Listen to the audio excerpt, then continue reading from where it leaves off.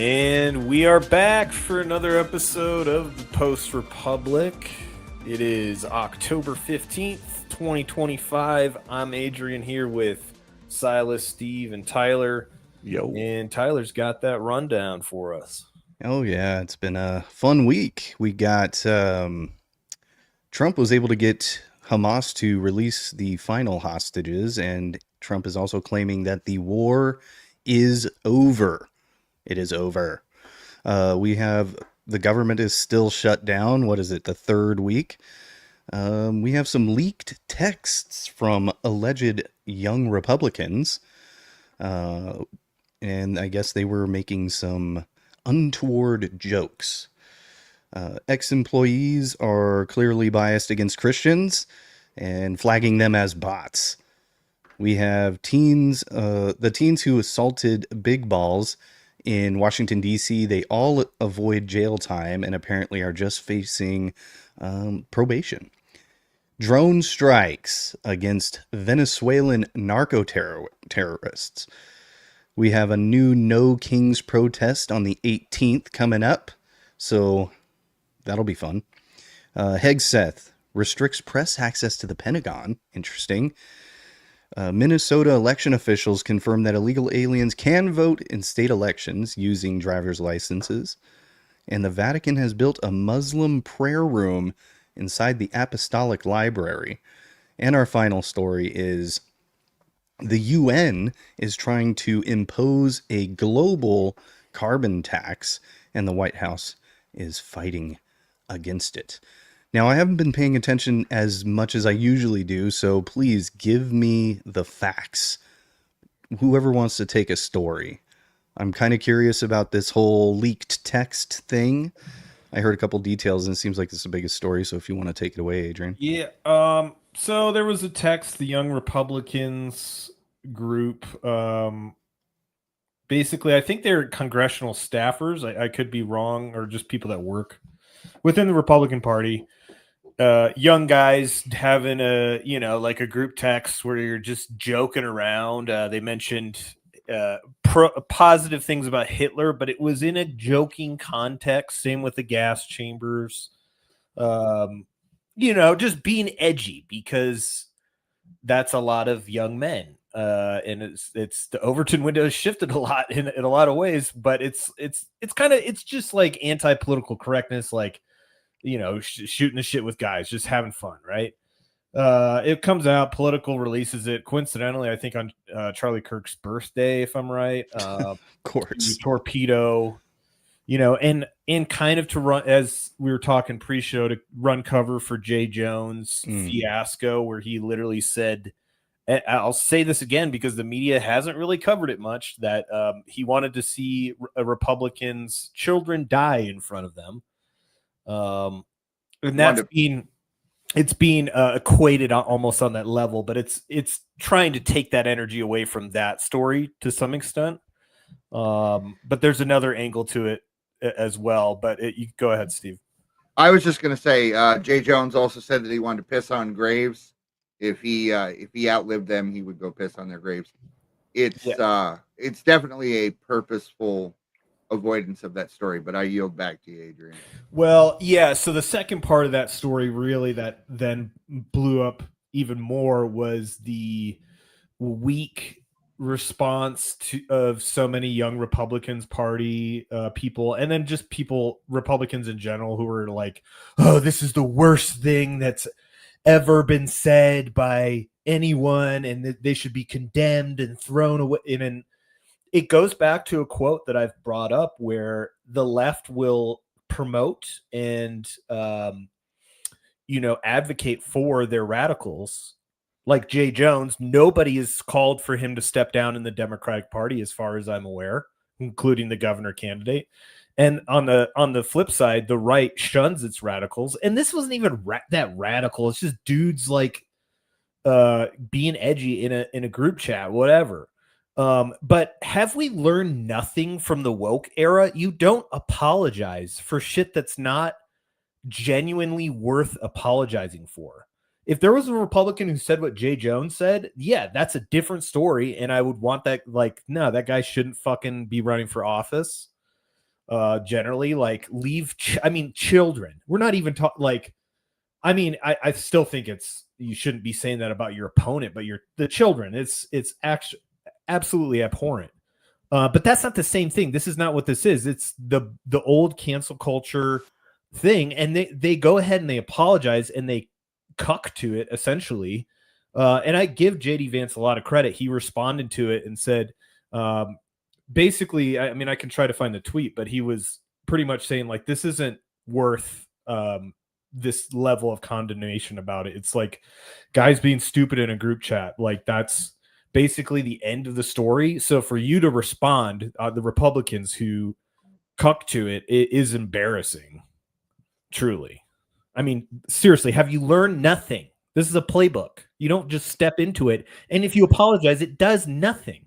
So are people apologizing though? Yeah, I didn't see that part of the story. A lot of the young Republican chapters, which is it's probably a dying organization because of Turning Point USA, but it's been around for a while. And is that the same as YAF? No, that's different. Okay. I want to say Young Republicans is its own thing. Okay. But it's like, how many times when a politician or a celebrity is caught up in this cancel culture shit and they apologize and literally it does nothing. It's just like it's a humiliation ritual. There's a word for it within a struggle session. It's to get you to comply with their version of reality. And when you do that, they don't say, oh, you know what? Okay. Yeah, maybe. Like it does nothing. Yeah. I remember the Mumford & Sons guy apologized for having the Antifa book, and he still had to end up leaving the band. So how fucked up is that they kicked him out of the band? Yeah, I think. Well, maybe. What yeah, a bunch of I think they pussies, did. Yeah. Dude. Yeah. Well, I've always hated Mumford & Sons. Let's be honest. I can't stand that music. But yeah. It's 2025. This isn't like 2017, 2018. Like, you don't just overreact and say, oh, we're better than this. Like, look, you can call it dumb. Like, sure, it's crass, and maybe you can say it's insensitive, whatever. But it's like, this isn't like a chat between people, actually politicians in power. This is like, it's not Marco Rubio right? text with Yeah, Stephen Miller and story. Yeah. But that's what they're trying to play to. These guys aren't running for, yeah, sure, maybe they're congressional staffers, but like, Lord, wasn't there a congressional staffer that literally took it in the ass in the chambers? Yes. And recorded it, and like, very unbecoming, if you ask me. Way worse. Do you remember the left's reaction to that? No, I don't. It was basically, what they do is none of your business, and you shouldn't be leaking this out there. It is, if they're doing it. It's actually a blessing of liberty, guys. So, that's exactly what Thomas Jefferson and all those guys had in mind for the chamber. No, that's freedom, okay, you bigot. They weren't Greeks. I don't know if you know that, but just had to bust that out. Is that the whistle of shame? Basically. And when I watched that clip, this was my reaction. Sorry, I didn't watch it, but it came across my timeline, and I was like, why are these people reposting gay sex on Twitter right now? God, politics is sometimes it's just like a car crash, and you just can't look away, We're lining them up, okay. Just getting the soundboard warm here. Warmed up. So I would say I'm not going to take any shit from someone who flies a communist flag when the top 3 genocide folks in history outside of Genghis Khan go in this order: Mao Zedong, communist, and Joseph Stalin, communist, and then Hitler. You know what? I don't want to hear it. I'm just putting that out there. No, that's actually a fair point. And I've said that a lot, where, like, people can be open communists. And I'm not advocating for people to be open fascists either, necessarily. I'm just saying that the Overton window is like, yeah, but that's that genocide, I mean, we don't talk about it, or it's not real. And you can be professors, and you can be an open communist, but somehow that mass death is different for the communists. I don't know. Yeah. They brush it off by just saying, oh, real communism's never been tried, or that was just a little out of hand communism. A Okay. little out of hand. Actually, that was communism. I'm actually a democratic socialist, so they just use little tactics to how would you say, to juke or to dodge the, the genocide of the Holodomor. How many people don't know about the Holodomor? And if you don't, then they deny it. They say it never happened. That too. Right, and you can be a Holocaust denier from a communist perspective. Mm-hmm. So, my favorite thing is I'll see someone wearing a Che Guevara shirt with a rainbow flag. And I'm like, you just don't know history. And then you realize they don't know history because they've controlled the Department of Education. They've taken out all the negatives about communism because, as it turns out, they like communism. So we're not talking about the negative thing. We're talking about only the positive of communism, and anything to the right of Chairman Mao is, alt-right. We can't have it. And so isn't there, I guess we're going down into the weeds, and we're going off of news and talking about more like political ideas and stuff, which I actually like. So it seems like there should be a distinction between Nazism and fascism. I know that Hitler kind of embraced that label, but I think that Italian fascism is different than, say, 1930s German Nazism. Is that fair? Or do you know what I mean? The National Socialist Party, is that what you're talking about? Yeah. Where they had healthcare and, government jobs, paid for everything, everybody, all kinds of what does that sound like? That doesn't really sound very right wing. Well, I don't want to get into that. Yeah, I mean, I know we've had this discussion before. I think like National Socialism or fascism, it's according to modern terms, in terms of like pure freedom, free markets, not government programs, it's certainly economically left. I guess the difference between fascism and communism in that way is that fascism still maintains the national identity, whereas communism is, in my opinion, just a destabilizing force. And you could say the same. This is not me advocating for fascism, but I'm just saying that it's like an international movement. It's trying to strip a nation of its identity in every way, like religion and that. And I don't know enough about Nazi Germany in terms of the churches. The Nazis were more a cult than they were, like Christian or anything, as far as I can tell. But if you know your history, you'll know that Hitler was going after the Ark of the Covenant. He was going after the Spear of Destiny. These are Catholic Christian relics. He believed in it. He also believed in other stuff. He didn't really have his stuff nailed down. They turned him down for art college, and he lost his mind. But I don't think they had as much of a problem with religion. The devil also believes God exists and that the resurrection occurred.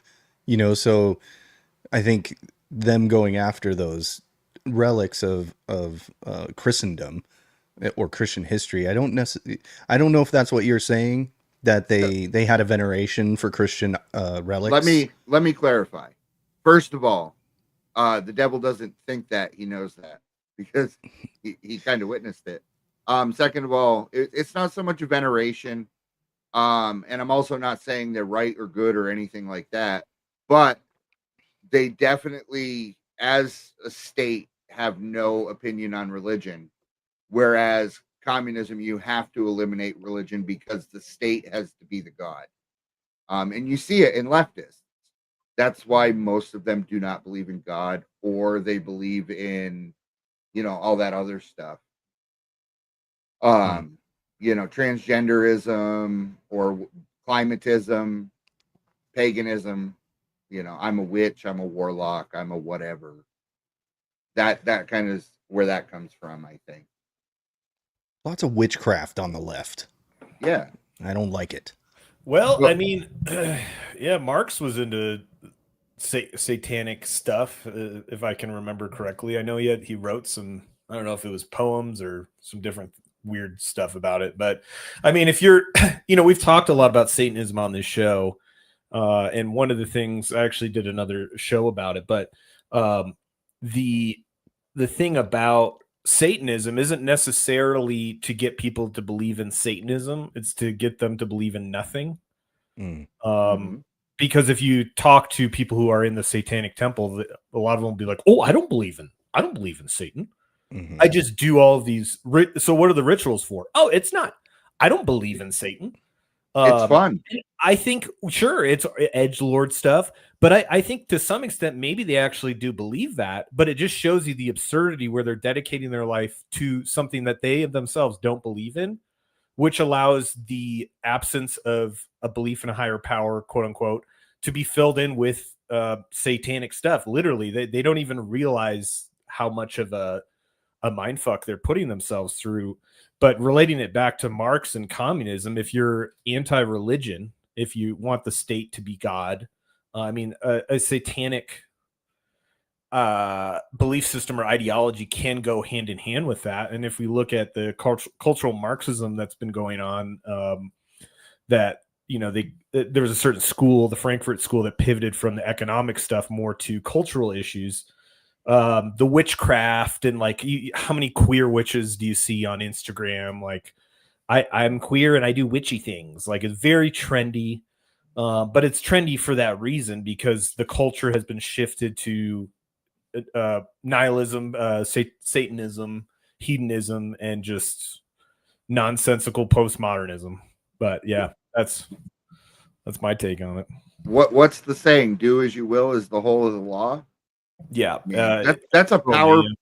That's Aleister Crowley. That's very.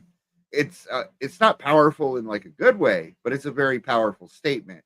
You believe that you can do whatever you want, and that is right because you want to do it. That's a very dangerous mindset. Even removed from religion, that's a very dangerous way to think, because you're going to think the only thing that matters is you, and you see it everywhere. So many people are self-obsessed. They don't even understand when they cut you off, or when they harm you. They don't understand why they should care, because it doesn't affect them. Yeah, in leftism, there's two things you're allowed to worship. It's the self or the state. But you can't worship God. Or maybe the universe. Maybe there's some hippy-dippy ones that are okay with the universe, but I'm about to make myself look ignorant. What's the church? Is it Unitarians? That's basically, we go to church to say that we don't believe in God. I mean, they say they do, but you know what I mean. Yeah, or Universalist, I think, is another one that's like that. There's a couple of sects like that where they, it's, I don't know. It's just where they're able to go on Sundays and do churchy things, and then have like a community in a church, quote unquote. But they want the thing, but they don't want God as a part of it at all. Yeah, they want the. Yeah. Oh, go ahead, Tyler. I was gonna say I've been to one before, because I have we have mutual friends that go to a Unitarian church, and I went with them one time, and it was like they just like sang Beatles songs. and like, yeah, they just sang like Beatles and who else? Neil Young type stuff, just like old pop songs from the 60s and 70s that the boomers love.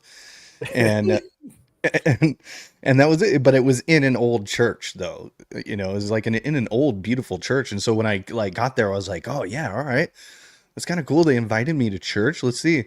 And then it was just the most like, I don't know, it was so bland, and it was just, there was no real like fire for it. Like you said, it was just doing the churchy things without actually like having any sort of theology. Yeah, it's to make yourself feel good. I'm doing good, but you're not doing any good. You're serving only yourself. Yeah. Again, the obsession with the self. Right. Yeah, and that is a huge part of Satanism is self-worship. I mean, I think it was Bill Cooper who said that Satanism is well, it's not just Bill Cooper. I mean, it is what it is, but he was talking about it, and when man puts himself above nature or God, like he then thinks he is God, and that to a certain extent is Satanism, or a key component of it. And that's the same thing with scientism. That's why scientism is a version of that, where, and you see that in the people that just trust the science. There's no, the question of why we're here or how we're here is very uncomfortable for them. And so it's more like, let's break it down into the scientific process. Like, oh, I can get behind the Big Bang. I just don't know I don't want to know what started the bang. And it becomes this very reductionist. It's like an abstraction of the world we live in that can be narrowed down and talked about in a scientific way, but it doesn't, it's not the sum totality of everything. And I think that mindset in general, if you think about it, really leads to being propagandized to believe a bunch of bullshit, because you're compartmentalizing, the spiritual world, God, or the universe into all these different categories.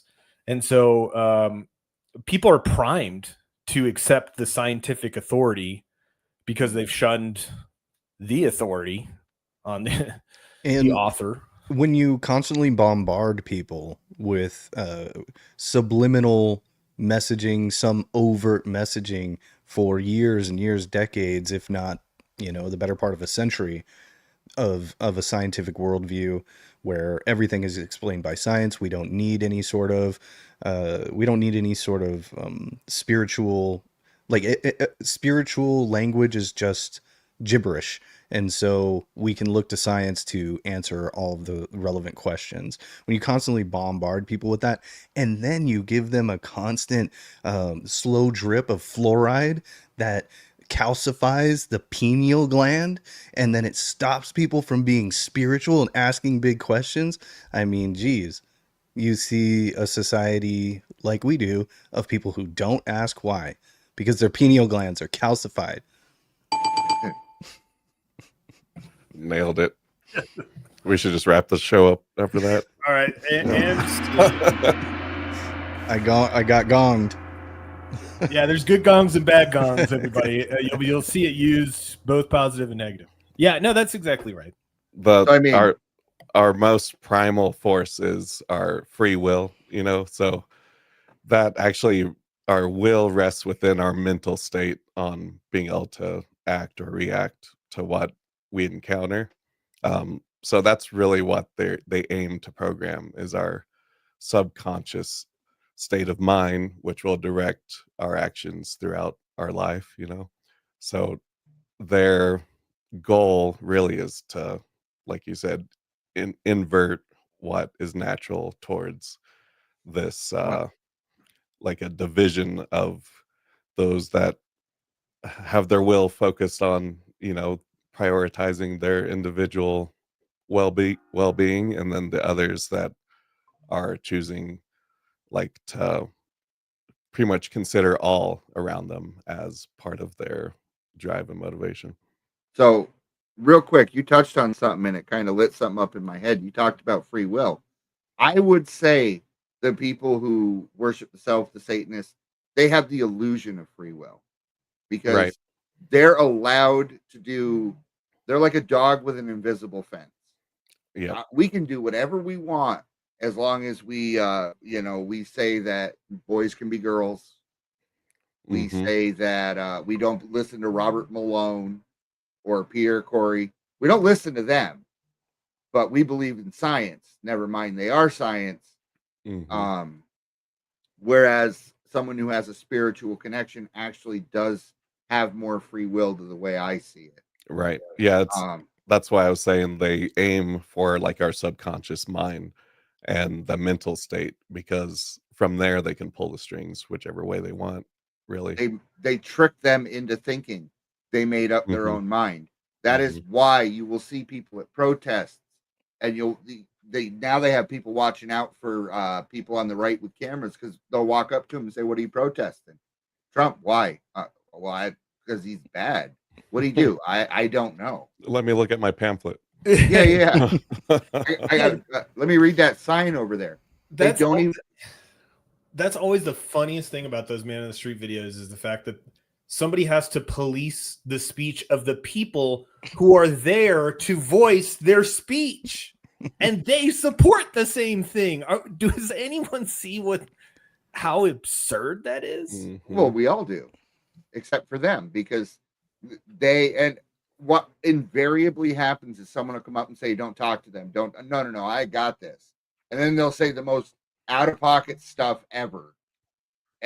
Or they have no idea why they're there. It's never someone with a calm, rational explanation. And it's not one or two, it's multiple videos where that happens. Yeah, and I noticed that it's whenever I encounter an actual liberal, libtard, shitlib, leftist, whatever you want to call them, it's all just moralizing. That's the word I want to use. They're moralizers. I call them arbitrary moralizers. And so it doesn't matter really the facts or anything like that, because to them, what they see as moral or immoral is obvious, and you don't need to explain it. And that's what I notice about them. So if you say, "Hey, this is wrong that ISIS is deporting people. It's wrong to shut that border." And it's like, "Well, why? Why is it wrong?" Because it's obvious. It's so wrong. And if you can't see it, then you're one of them. So it's arbitrary moralizers is what I call them. And for the party that's supposed to be the learned people, they can't come up with their own opinions. Every argument it comes out on the news, and it's drilled into their heads. It's blasted out on social media by Harry Sissy and I can't even think of any of the other ones. The Krasensteins, the Midas Touch folks, and they give Lincoln them their Project is another one. They give them their marching orders, and then when that operation's over, they forget it. We touched on the protest, the No Kings protest. The last ones went over like a fart in church. And as we remember, Vance Bolter, that morning in Minnesota, he did what he did. I don't terms of service, so I don't want to say anything out of pocket, but he said, I think what that was to distract anybody from any violence. The problem was no one showed up. Like Canada, they're gonna have a country, but no one showed up. And I'm wondering if that's what we'll see Saturday, because a lot of people are saying that the government shutdown is going to last until after Saturday, because these lawmakers don't want to have to face a city full of angry protesters that totally capitulated to Trump. Yep. So I think they could have gone in there and given them everything they wanted, and they would still not reopen until after Saturday. Right. But the question is, how many people are actually going to show up? You hear there's been a psyop on conservatives in this country for a very long time to make you feel isolated, to make you feel alone, that you're on the fringe. And when you start to look into the dead internet theory and realize how many people are bots that you're arguing with, and then you start talking to people around you, and you find out that most people are pretty reasonable, and the people that are with the blue hair and the piercings and those are the fringes. Okay. If they get 200 of them together, it looks like a big group, but that's not necessarily a big group. Not to disagree fully with that, because I do think that a lot of the mainstream left has been astroturfed, and also everyone's been collectively made to believe like, oh yeah, this is clearly the majority opinion of everybody. Yeah. But I will also say at the same time, and because I don't think that's true, the silent vote majority that clearly showed up in this election. However, living in an urban area, I do think there are and especially after Charlie Kirk, I heard it at a local establishment, the owner of this bar, brewery, whatever, saying it was poetic that Kirk was assassinated. So I heard this stuff, and I do think that viewpoint is still very. I mean, if you're in a blue area, you definitely feel it. Yeah. But in terms of the passion enough to go out to this No Kings protests, like I've said this before, that I think people have the protest fatigue. They got all that energy out in 2020, and look what happened. Well, they don't remember that. If you remind them, like, hey, do you remember Chaz? You remember that? No. Most of the people that were like, oh yeah, hashtag BLM, they won't remember that shit. So they're just NPCs, really. But there is a lot of those people out there still. Oh, I'm not saying that they're few and far between. There's just far less than you're led to believe.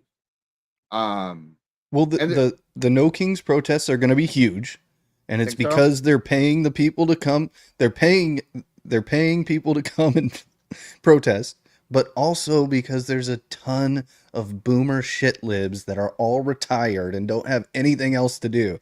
So I think we're going to see some decent sized crowds, but I don't think it's going to be anything like Summer of Love. No. So why are these people showing up in October when they couldn't be asked to in June? Where were all those people then? Almost nothing happened that day. Yeah, I don't think much is going to happen. I think a lot of the people that were funding it are under potential investigation, so they are, now playing their cards close. Something that occurred to me today that I forgot was the woman who's the heir to Walmart was handing out those masks that when you threw, like, they were the kind that could have like a gas mask. Gas. Yeah. Like super expensive, super specific gas masks. And there was a truck of them that showed up at a protest, and they tracked it back to her. So I don't think she'll be donating anything this time. Because USAID got closed down? No. She paid for them. She's a billionaire. Well, with the whole Antifa, designation, they're talking about foreign designation, which I think would a domestic terror group, it doesn't really, I don't think it carries the legal teeth that a foreign terror organization does. Now, I don't know if that means that we're going to be sending Antifa to Gitmo necessarily, but I think that that's something to consider in terms of they can't pull off a 2020 basically now because Trump has done a lot more to actually go after these people. So, and I just don't think they have the energy, man. I mean, the ICE protests, there's a fervent minority who go out there and a lot of them commit violence. Can I just talk about this whole inflatable animal shit? Yeah. So it's I will say it's very effective. It's actually from the Antifa handbook. To make it seem like this is the extent of the protests, and you can already I'm sure that they've covered Frog Tifa guy on Kimmel, but just as like, look, they think this is a terror group, right? So it's just the optics where it looks playful, and you look at it and you're like, man, if I was dumb and uninformed, I might actually fall for that, So it is very effective propaganda. It's I think it's narrative triage. They're just desperate for any sort of negative news, against Republicans or whatever. And all they can do, they can't even contain the narrative, so they've resorted to killing us. Did you guys see the nude biker protests against ICE? It was in Portland. So they're just going all angles. Yeah, right. They're desperate, man. I mean, this also brings up another point with Joe Rogan. What's going on with Joe? Well, he's definitely been pushing back against the mass deportations.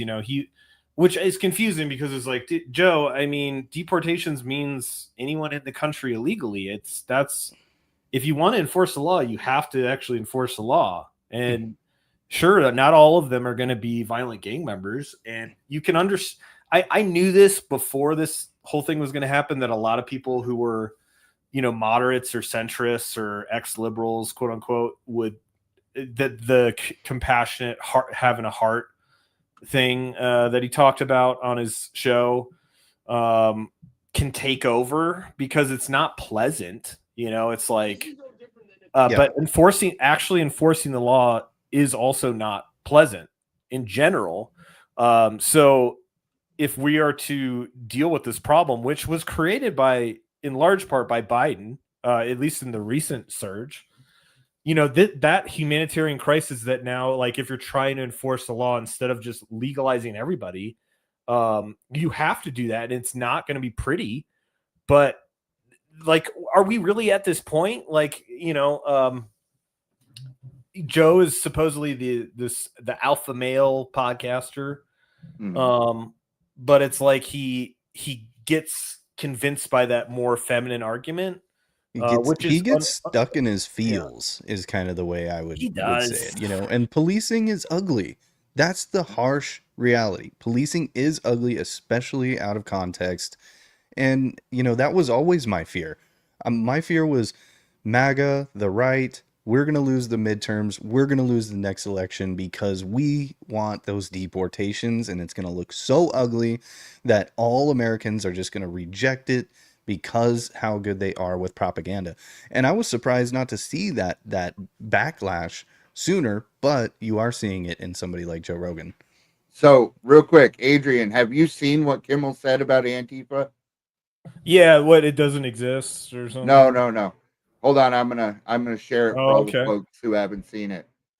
This is no different than if they announced they rounded up a dozen Decepticons. The machine also doesn't want you to think Sorry that that it's Dave Rubin even exists. You'd have to ask the people over at the Portland courthouse. Probably deals with copyright. But here is quote unquote comedian. What are we calling him now? Jimmy Kimmel on that. You understand? I'm just going to play his comments, and that'll be it. Antifa. This is an entirely imaginary organization. There is not an Antifa. This is no different than if they announced they rounded up a dozen Decepticons. We've captured the Chupacabra, everyone. And then it was Trump's turn to ratchet up the rhetoric with fiery images conjured from no one has any idea what. Look, I'll tell you a little something. That was actually kind of funny. Decepticons. Yeah, the Decepticons was kind of funny. I mean, obviously it's based off a fucking totally false premise, but yeah. No, but it's funny that you didn't know that, but you basically said, instead of Decepticons, you had said, I can't remember what you said, but that stuck in my mind, and I had heard that on a show. So that's what they're telling people. It doesn't exist. You're ridiculous if you think it exists. Those tinfoil right-wing bigots are at it again with their mis and disinformation. I like how they say mis and disinformation. Oh, don't forget malinformation. Mis, dis, and malinformation. You need 3 words to say lie.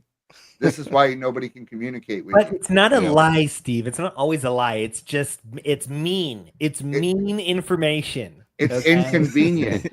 Inconvenient information. But this is so. Have a heart, Steve. Don't talk about information that is mean. Okay, we are in this house. We're loving, and that's why we want to kill you. So all 75 of Jimmy Kimmel's viewers are running around with that Decepticon talking point, and but that's how they do it. And those people are so dug in, and there's people on the right that are dug in too. Okay. You couldn't change their minds for nothing. Oh, I'm dug in. Yeah. I mean, I play open-minded on this show, but I'm not open-minded at all. So you've changed sides more than once. Or only yes, once. I'm a triple agent at this point. Yeah. But so as us, we'll wonder, like, how can people think that these ridiculous stories are true, because they never see anything to the contrary. They don't venture outside the MS. They do what they accuse us of. So how many times have you been accused of getting all of your information from Fox News? Yeah. And I say, what is this, 2009? Nobody watches Fox News anymore. Hmm. I do. Do you really? I do. I got to get my talking points, man. And I'm not kidding. I love Jesse Waters' show. I like Gutfeld as well. I like Gutfeld. I will give you Gutfeld. And Kennedy's great too. And what's Tyrus? Oh, and also The Five. I love The Five. Fox and Friends. You know what? I love Fox News. But the point is they get their information from MSNBC, which at this point, yeah, they don't even try to pretend anymore. MSNBC, the mask is off. To be fair, I was booing both Fox News and MSNBC. We're Jesse fair Waters here on this show. He's fine. I liked it when Tucker was on, but at least Tucker. But yeah, I mean, don't you mean MS Now, Steve? Are you misgendering MSNBC? Not yet. Yeah. Are they changing their name? MS Now. Yep. Because well, the NBC rebrand. I want to say NBC is like distancing itself from it. So what it is NBC got in a merger. They got acquired, and who acquired them has no interest in propaganda, as it turns out. So they are just getting rid of them. No, they are. So their budgets are going to be slashed because they're no longer part of Comcast. And they're going to, they're already struggling. Like you saw, they fired Joy Reid. I'm sure Mr. Potato, wait, does he work on CNN? I don't even know where these dinks work. But they're going to have trouble getting and keeping talent. Yeah. Because the big money contracts are gone. Rachel Maddow took a huge pay cut. I don't know if you heard about that. Yeah, they're going to slowly die. They're going to die.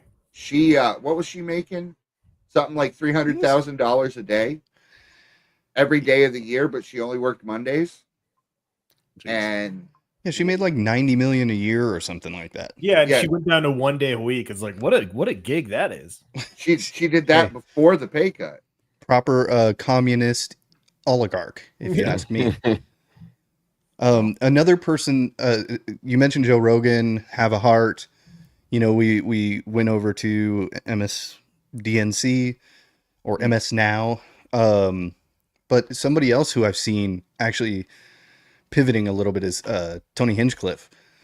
A couple of the past episodes on Kill Tony, he was kind of distancing himself from the idea of being labeled as a Republican specifically. He was like, oh, people think I'm a Republican just because I, helped Trump to win. And then he kind of like made a few little comments like throughout the show that I felt like he was obviously trying to distance himself from Trump, from MAGA, from and from being a Republican or a conservative or anything like that. And I thought that was a little bit, I feel like it's a little bit of a pussy move. Maybe it's smart to kind of distance yourself from it. You don't really want to appear to be a complete partisan and lose, you don't want to be a hack. Let me put on my tinfoil hat. Where did Kill Tony just get a huge deal? Netflix, they've been... Oh, maybe they said part of the deal is you got to start distancing yourself. And they backed a dump truck of money up to his house. And he says, you know what? I need that money. Because I won't make it anymore. Yeah, I didn't consider that. I haven't finished that episode. It's funny you say that. And I didn't think a lot of it, but at the time I was like, yeah, why do you feel like you even have to make this point? Like, oh, I'm a rational centrist. Yeah, he literally said the word centrist, which I actually find myself being a little bit more centrist nowadays, to be honest. I'm pretty centrist on stuff. But yes, he, like you said, Adrian, like he specifically mentioned it. It was like on purpose, Right. Well, I gotta say right now, I am completely neutral when it comes to politics. I don't vote, but I take in all information and I see the obvious clues of the left on the crazy train and the right on a logical train. So I think overall the right side is secure for the future on politics overall, like, because there's a lot of centrists out there that don't want to choose a side and they're seeing the games being played on both sides. But they see the logical approach to the right, so they're going to vote right. Yeah, well, this brings up a point that I've been thinking about. I actually heard it from somebody else. But when it comes to politics in general, the terms left and right kind of fall short, and this whole spectrum in general uh, is kind of incomplete, because what it really comes down to, if you think about it, is there's two sides. There's the people that want you dead, and then there's the people that don't. And maybe that's more extreme, but you felt it during COVID, and I certainly felt it post Charlie Kirk, where it's like, oh, there's plenty of people out there who literally want you dead. If you are even close to this, if you're not vaccinated, if you don't trust the science, if you don't affirm this gender, if you don't believe in whatever policy we're talking about, they would be fine with you dying. And that's it's not an exaggeration. So for me, and that's kind of why, regardless of the sides of Republican or voting for a particular politician, it's like, you're on a side, in my opinion, and not you specifically, Silas. I'm just saying in general, Jeez. people are I'm calling you out, dude. You are on a side. But in the great, game, or the great, like the I should say, just the general political environment that we're in. I mean, it's really come down to that at this point, and the whole people talk about friend enemy distinction. People that either are do these people literally want me dead? And when you think about it, that got me off the sidelines personally in terms of politics, in choosing that, because I'm like, yeah, I mean, we clearly can see that, like, one side, like, would want me dead, and I didn't want to say I was on this side, but they're, you know what I mean, like, push up against the wall. It's like, that's something that I constantly think about with this whole situation, which is why I got so passionate about it. But I just want to clarify, when I said I find myself being a centrist, I'm still a very tribal, partisan hack when it comes to Republicans versus Democrats. I think the Republican Party, hell, she ain't perfect, but it's not only is it just the lesser of two evils, like there's actually decent, good things happening on the Republican Party, mainly due to Trump and his hostile takeover and his rebranding of it. Yeah. But what I mean when I say centrist is I actually more on policy, not necessarily like politically, I guess, with like electoral politics, but actually just on policy. Like I'm okay with a social safety net. There's so many small L libertarians on the right, or MAGA adjacent, that are obsessed with the idea that there can't be any sort of social safety net. The social safety net, to me, only got out of control because we have bad elected leaders, and maybe it's utopian of me to entertain the idea that, hey, maybe we can just get better people in there and we can just make it work better. And the reason why I'm hopeful about that is because I think good people are actually starting to run for office. The Christians and conservatives and traditionalists and the libertarians were just like, I just want to be left alone. I just want to be left alone.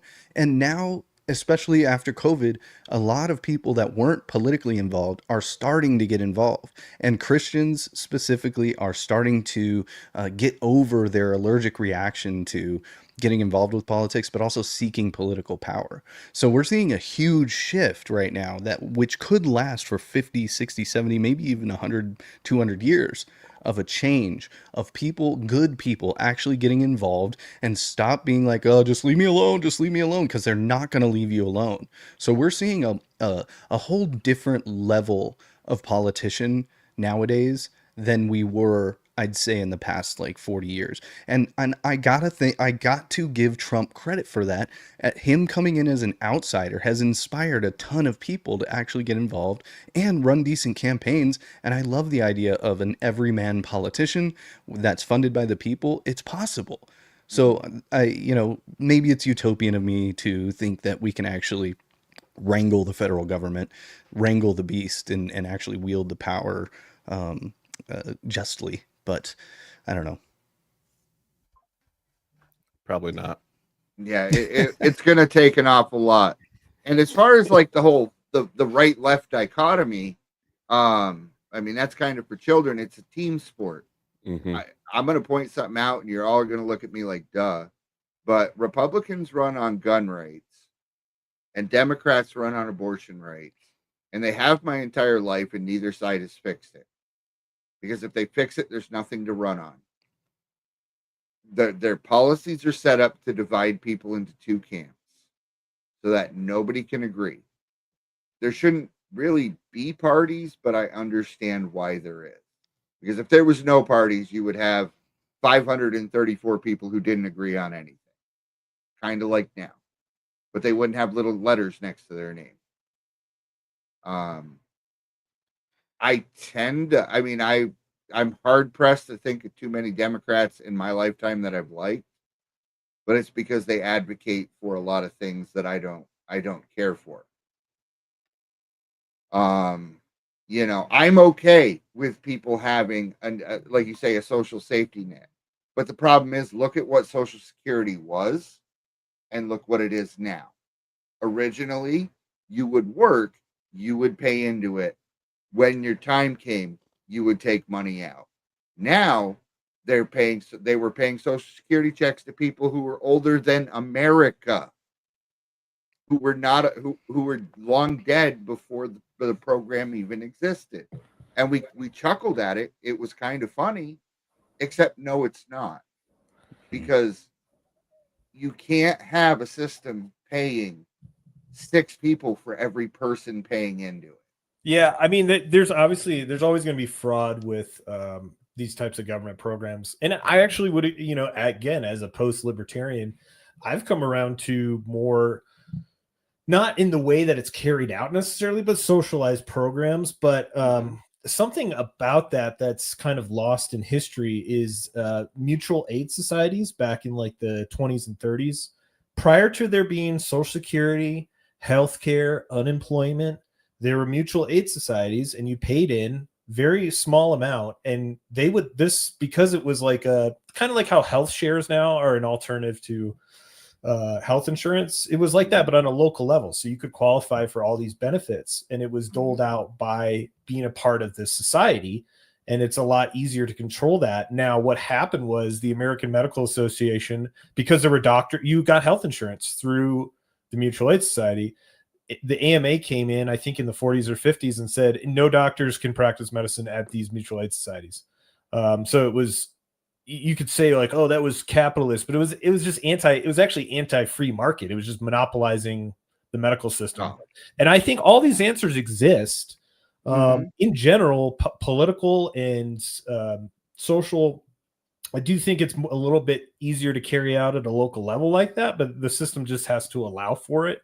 All these answers are out there when it comes to energy and medicine, and name the thing that we're all worried about. It all exists. It's just that control has been instituted that prevents it. But in terms of collective good, that idea that I've certainly chuckled at, like, oh, it's kind of used as a propagandistic term, but the collectives exist. This hyper individualistic thing that's been sold primarily to the right as the only thing that's acceptable. Like, you can only be an individual. You can't be a member of any other group. You can't see yourself as a part of anything that you can advocate for, which actually takes away your power. But collective power, using, like looking out for people's social safety nets, I think that those are all valid ideas that can be explored without becoming like a communist. Of course.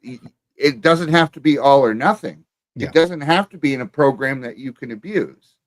Health insurance, perfect example, right? You have car insurance, don't you? I mean, I hope so. I don't want to out anybody. If you don't, just nod your head and play along. In case something happens to your car, but you don't insure your gas tank, right? You don't pay insurance to make sure your gas tank is full. You know why? Because the cost would be astronomical. So why do I need health insurance for preventative medicine?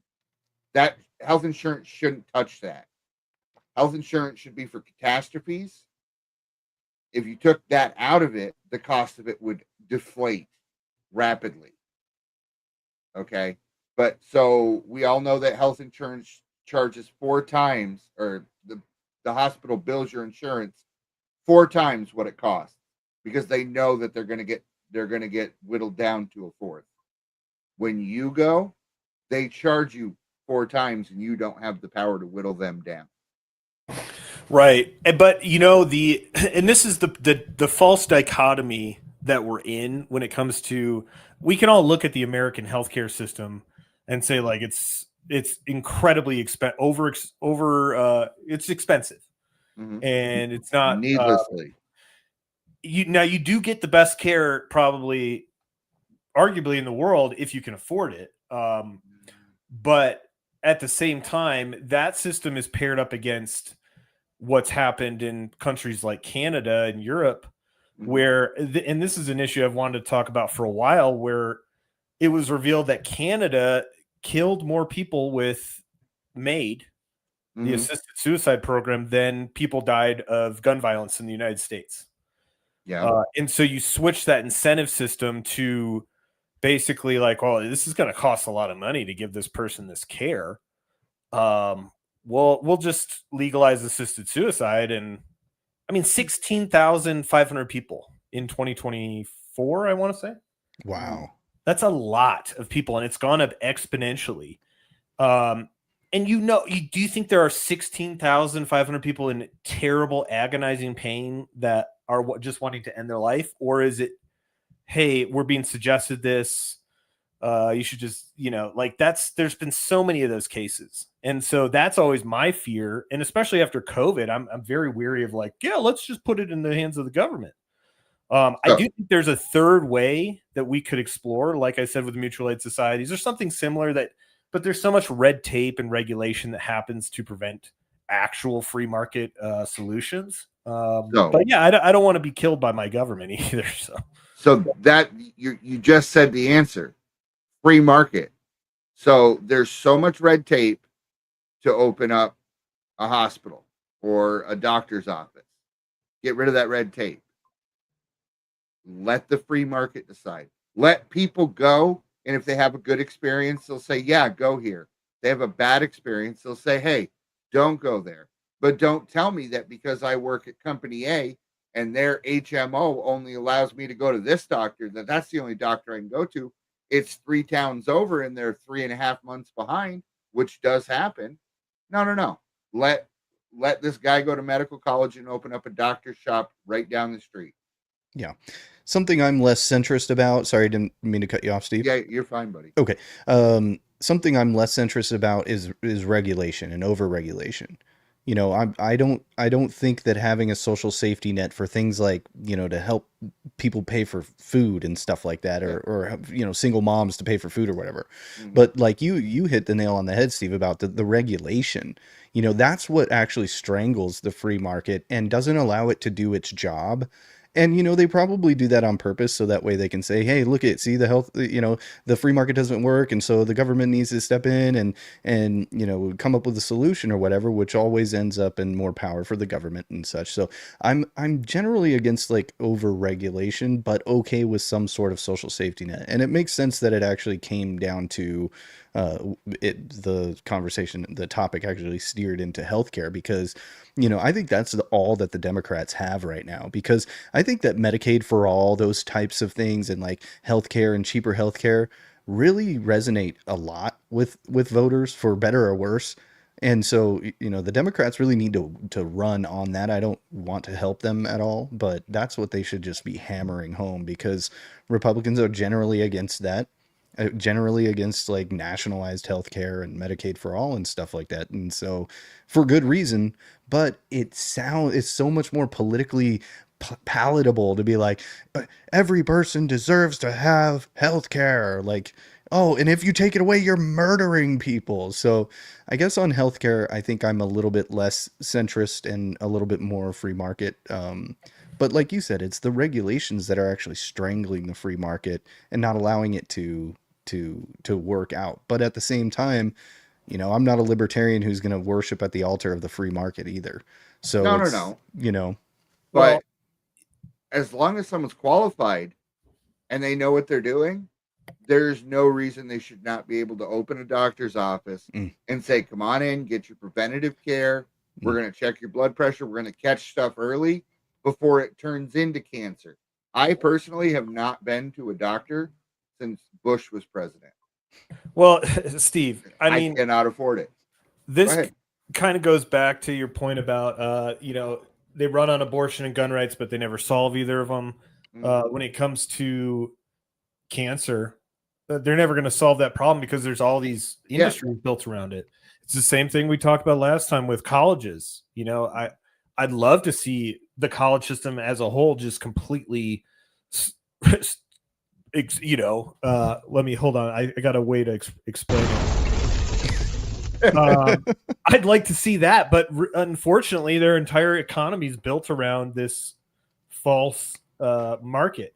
And the same thing is true with healthcare and insurance and all these other bullshit industries that should be done away with. But this is the thing, like, people will argue against a lot of things with the American system and brand it as this is the problem of the free market. And to be honest, it's like kind of a false dichotomy that's portrayed between capitalism and communism to a certain extent, where there are a lot of issues with whatever it is that we're operating in with, corporate monopolies. But that's not really free market to the extent that we're talking, because it's not allowed to take place. Otherwise, the energy market would have been disrupted. The colleges, medical, like all of these answers are out there. We see it with Maha. Like, let's unleash what we're saying to where doctors don't have to worry about losing their license for, not recommending ivermectin over the vaccine or something along those lines, but it's a tall task. I mean, we probably need another 3 or 4 terms to actually have that political will. I mean, I think it'll happen culturally, but we do have a stranglehold right now with these agencies that collude with big business. And yeah, I mean, you could take that out of context and think I'm a leftist because I'm talking about, but true, I believe in capitalism just in the way that it should be done within a free market, truly. But yeah. And the government is there to protect the free market. And free market is one of those terms that really kind of bothers me, similar to authoritarianism, where there is no free market. So sometimes, like, when they ask Nancy Pelosi, like, hey, what do you say to people who say that you're in, your stock portfolio has, increased this way, like 300% or whatever. And she'll just be like, hey, well, that's the free market and we live in a free market. And so I get to do whatever I want. And it's like, no, actually, we don't have a free market. We haven't had a free market I don't know if a free market actually exists. The only way that it would exist is like in a true anarchic sense. There was one. They called it the Silk Road. well, that was a free market, and they put it in prison. Touche.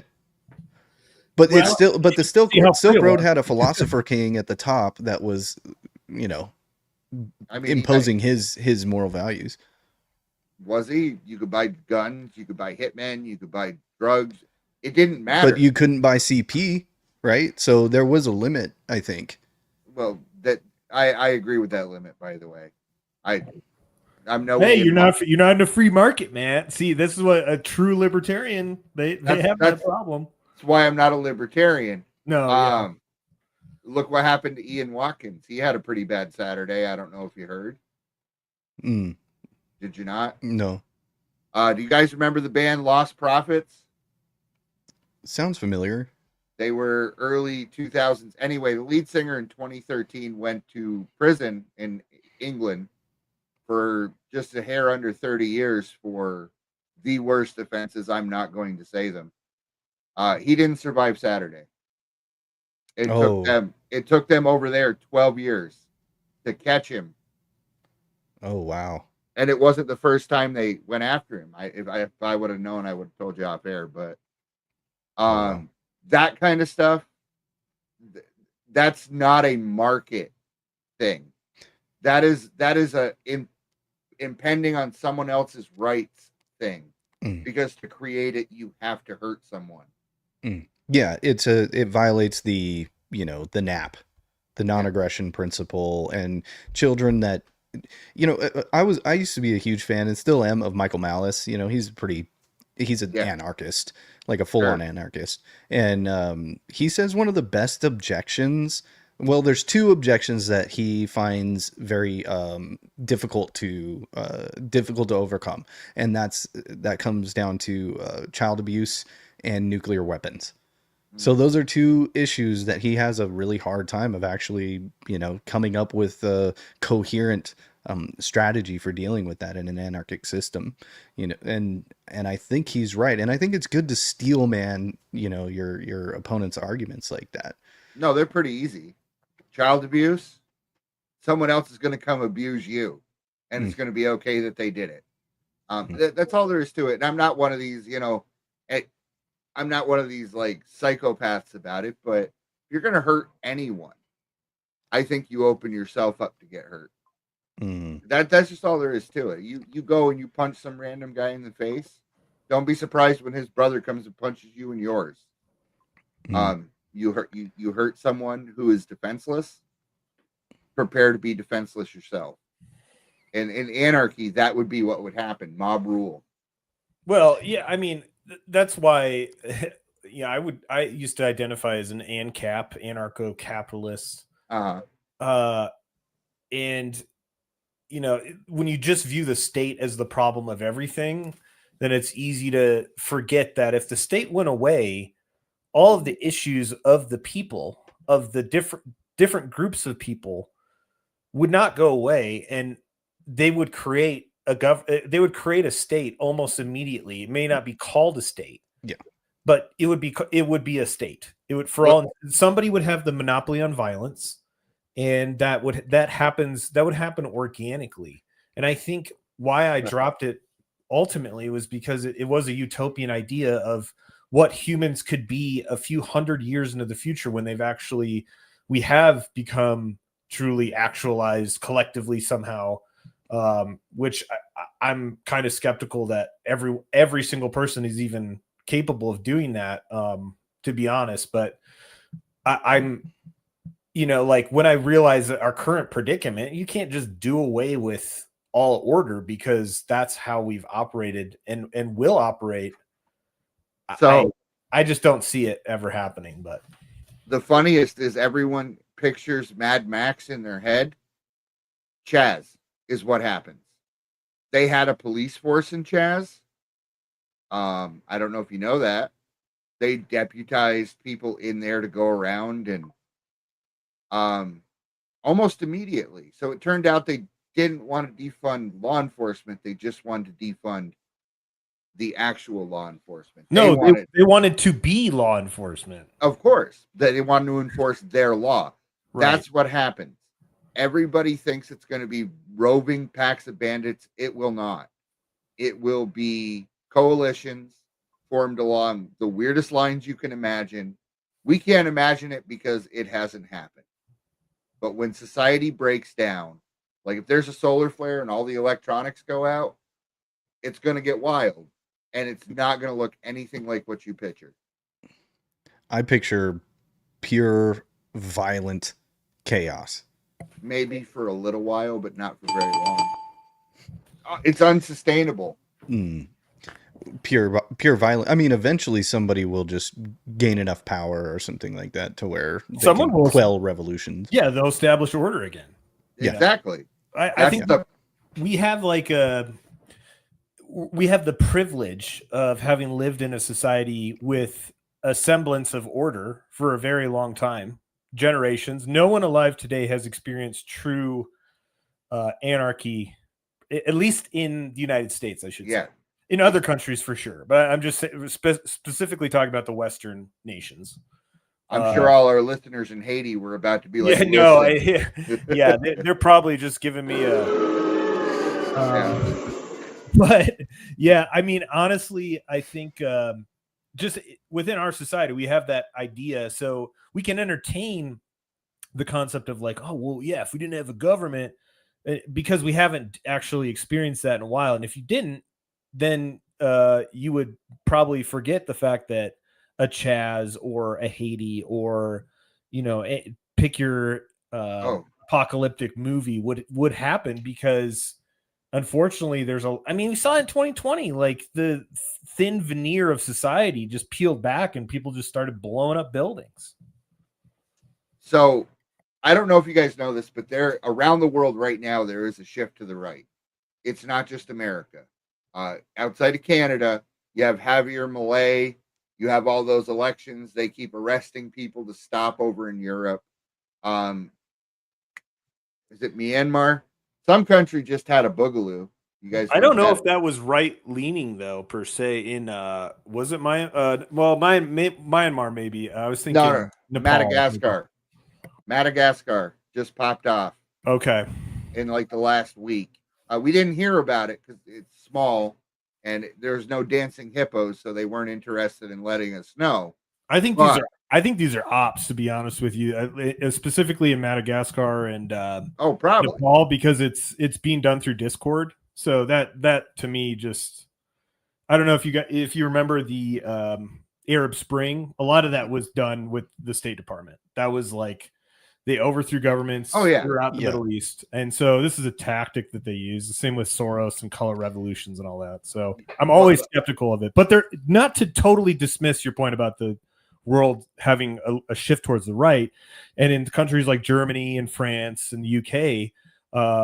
If it was just the native population there, I think that, and they didn't have a totally fucked parliamentary system, we would have seen what's her face in France, Le Pen. Le Pen, which they pretty much shut her out of they colluded together using the two parties to keep her out of office last time. But that's why I'm always leery when people are like, we need a third party. No, the fuck we don't. Because Ross at least Perot, not at this point, though, too, right now. I mean, maybe, who knows what politics will look like, electoral politics will look like in like 50, 100 years or something. But I don't know if it's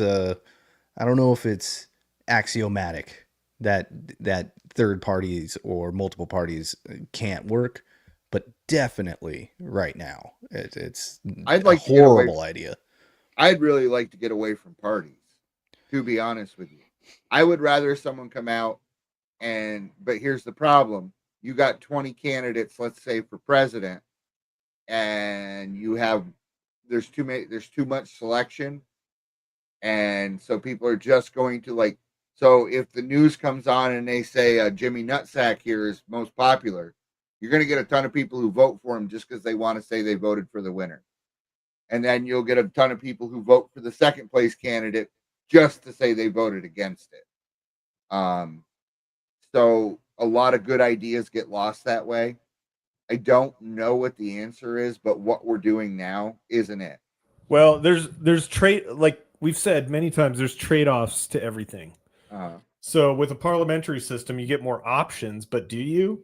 Or is it just easier for them to control where those options lead? Whereas if you have two, and it's really only two that can one or the other, then like we've said with Trump, you just infiltrate one party and it's actually easier to get in than having more choices. And that's why I hate this ranked choice voting thing that's sweeping across. I think it's confusing, but I think it's also utilized to manipulate the vote more because of that. Of course it is. And that's why it's only having more choices. So it's only popular in places like Maine. Deep blue. Well, Alaska has it. That's why Murkowski is still in there. Yeah. So you remember Trudeau? Well, yeah, of course. He got he got in with 33% of the vote, which was enough because they have so many parties, and then the parties colluded and said, "This is our guy." Yeah, they got Jack Meat over there and then get him in. People like that have the audacity to call out the popular vote out here. Like, oh, well, Trump didn't win the popular vote. It's like, shut up, dude. You didn't even get a majority to get your position. But he did this time. You notice they stopped talking about it. Oh, but Oh yeah, he won the popular vote. They've definitely. stopped it. Trump did. Yeah. Yes, yeah. I thought you were talking about Trudeau. Oh, for no, some no, reason. Carney might have. Who knows? I mean, the Canadians. Canadians are spun weird, up huh? on- No. Trump kind of spun them up and torpedoed the chance for polio. If you guys don't know how Carney won, the boomer population in Canada, they were so worried that Trump was going to take over Canada that they voted for Carney. They said this in exit polling. I voted for him because of Trump. So Trump's joking about the we're gonna take over Canada actually hurt us. Hurt them, I guess. And they have what they call first past the poll elections. And so I want to say a quarter of Canada their votes didn't even matter because he had won by the time their polling places closed. So Well, now I'm thinking about this whole parliamentary, third parties, multiple parties, no parties, and two parties. It actually does make sense that reality skews towards two options. Either something is true or something is false. That's essentially the law of non-contradiction in formal logic. So either A is true or A cannot equal non-A is essentially what the law of non-contradiction is. So either the world is round or it's flat. It can't both be flat and round at the same time and in the same sense. So maybe this dualistic political political environment is really the end result, the telos of what politics will end up being, because there's a fundamental dualistic nature to the universe. What do you think, Silas? So, go ahead, Adrian, though, too. I'm curious about Silas. It's been a while since. yeah. Yeah, I would agree. But I think there is some way of going about it that we can kind of do the no party thing, but still have an obvious, like Adrian was saying earlier, it's like you either are for life or against life in a way. And that's could be just a sub lying part of politics that everyone would understand at that point and realize, through their policies and everything, they're either overall for life or against it. Yeah. Yeah. And I notice Elon actually takes that similar tack though too, because he talks about like the just antinatalist type people who aren't pro-human, and I noticed that seemed to be something that really drove him into politics. Right. But go ahead, Adrian. Yeah, and I think under previous circumstances, there was more overlap between the two sides. There was less. It did feel less divisive, and there was. I think the issues have progressed to a point that it is pretty much truth versus falsehood. In terms of a lot, like the most obvious issues, like transitioning the children, or mandating vaccines, or doing things that are clearly against what we perceived our national identity to be, and just against life in general. Abortion, I think, is a perfect example. And and you can also say abortion, to where all those things kind of kept coalescing, and maybe it was the end result of maybe we have this natural polarity that arises over time where people get so off course, where they're advocating for some of the worst things you can be advocating for under the banner of being a good person, where it just naturally devolves into those two choices, and a lot of people like to make the argument that it's a false choice, like the two sides, the two-party illusion. And there's truth to the two-party illusion part, but to the two sides thing, it's kind of a chicken or the egg. Like, were we encouraged to go down this road, and then naturally people became tribal and drew a line in the sand and said, yeah, I'm going to stand for this. And then other people were like, that's crazy because we don't mutilate our children who can't consent, or, abort them, or whatever issue you want to say. to where it's like the gray areas when it becomes existential, like life and death is one or the other, right? You know, like that is clear cut and dry. There's no gray area in life or death, you know? And so whether it was manipulated or not, we are at this point where the idea of centrism itself to me is kind of a joke. You know, sure, you could be on some spectrum, but you're on a side. Like centrism is like, I'm straight in the middle. I don't see the left or the right as being good or bad. So wouldn't that be more of an independent as opposed to a centrist? Yeah. Sorry to quibble about words, but sure, I guess you could. Well, I mean, a centrist would mean that you're like actually in the middle on the spectrum. Yeah, see, I'm saying more on the spectrum because there are still independent people who don't have to identify as being Republican or whatever, but you can see like in terms of these issues, I am on this side of the discussion. You know what I mean? Like I am against this or I am for this. Like these very important issues. Now you can get into like, well, I don't identify as, you know, being on the Republican or Democrat or left or right. But when that's why I said the only difference that matters is the people that want you dead and the people that don't. You know, it's a friend and this is on or off. This is like you're on this side or you're on that side. And I think sometimes like writing that like I'm a centrist, and like we were talking about with Tony Hinchcliffe, it was like you don't have to make that statement, dude. You know, like that was a weird behind principles just because you know that those are right. Like, and I think that's kind of what's happened a little bit with Joe Rogan, where he feels that pressure of like, oh, but I don't want to be seen as like this guy that's just like some talk, like I'm still liberal, man, and but like you left California, man. You left California, you know, for a reason. You voted that way probably for years and years and years, and then you saw the end result of what you voted for, and then you fled. You essentially helped destroy California, and then you fled to Texas, and immediately are like, you know, I don't really want to deport anybody. Like what? Yes.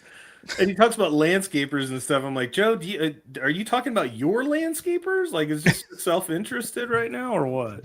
You have enough money to hire some decent American landscapers. When you want it done, I mean, the Mexicans are very good at it, though, I will say. I mean, Americans can do the job. But of course we can. They just don't want to pay the wage. Let me ask you, because we were talking about the binary choice. And that's kind of, humans tend to want things to be binary where they're not. Who's heard of the case of Emerson Evans? This just happened in Normal, Illinois. So we know Blue, Illinois, J.B. Pritzker State. I'm going to read this, so I'll be looking down. In August 2025, Emerson Evans was charged with 2 counts of intentional homicide for an unborn child after allegedly putting the abortion drug mifepristone in his pregnant girlfriend's area without her consent while she was sleeping. His girlfriend was 7 weeks pregnant. Told police that he had been pressuring her to terminate. He told the police he administered the pill, which he purchased for $50, and he was denied bail. Now, this is Illinois. This is a abortion right state. Wait, he was charged with murder. Intentional murder. Oh my God, dude, how did it? In Illinois, where they're all about Planned Parenthood, women's rights. That is wild. A baby isn't a baby until it's born. A 7-week pregnancy, this guy's getting charged with 2 charges of homicide. See, that's the problem with the binary choice, because they took the choice away from the woman and gave it to the man. Well, didn't give it to him, but you know what I mean. Yes, so that's funny. Go ahead. I was going to say, same thing with Scott Peterson. We all remember that. He got charged with 2 homicides in the state of California, whereas if Lacey Peterson had decided to terminate the pregnancy herself, there would have been no charges. Right. So that's the problem. A baby is only a life if the mother wants it, is what I mean. Is that written into law? Because that's essentially what we're saying. Like, it's murder if the woman wanted to keep it, then it's murder. Yeah, if the mother literally the abortion drug, that's a crazy situation. That just happened 2 months ago. I'm happy that that Illinois was that based. Which I understand, but it exposes the problem in the binary choice. You will see these people come on and they will say there's no heartbeat before birth. I just watched Stacey Abrams running her mouth about that. So you can't have it both ways. But it is a binary choice though. And it kind of comes back to like what I was saying is that the universe almost has like binary if you're being honest, morals and stuff like that, like, so it seems to be the end result of I'm saying, things that happen, especially moral things, right? For me, there is a binary choice. Yeah. It's a life. You either end it or you don't. Yeah. But to their logic, either it's wrong or it's not wrong to intentionally end a human life, right? Yeah, and I, for the record, I'm super glad that guy got charged. That was a terrible thing for him to do. If he would have gotten away with it, I don't know. Yeah, I mean, well, if it's not, it's either murder or it's not murder, and it's kind of like they give up the jig, so to speak, where they are acknowledging it is a form of murder because they wanted to charge him with that. Because if they charged him with something absurd that they don't actually believe, that like a term of, I don't know, involuntary abortion, what's that? There probably wouldn't have been a charge for it. And I'm not discounting the fact I don't know where normal Illinois falls in the state. It could fall in a very red area. That is possible. But it's a cognitive dissonance to be able to see that and say, yes, that makes sense to me. That is the modern left, as it were. I mean, it is nonstop cognitive dissonance, like we saw. My body, my choice. Not for that. So, that's why they don't call it. That's why they don't say that. Yeah, it's abortion rights. It's not pro-choice anymore. Yeah. No. So, and I see the ACLU people outside of the grocery store trying to get donations. I'm like, well, you guys didn't give a shit about civil liberties at all during COVID. You weren't advocating for that, but it's just selective, man. It's just a big power game. Like they will get people to totally swallow that contradiction. But in this case, like what we're talking about, it's either one or the other. It's either this or it's that. Yeah. And it can't be both, but in their world, it can be both. And it's why they constantly get into those things about, like with transitioning children, like, well, that's not happening. But if it is, it's a good thing. But you just said it's not happening. No, it's not happening. But I also agree with it, and it's good. I got an even better one. So why even argue with those people? That's why Charlie, it's over. You don't argue with that.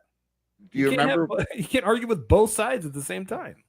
Do you remember the debate between Harris and Trump when he said they're transitioning illegal aliens? And Harris said, that's not happening.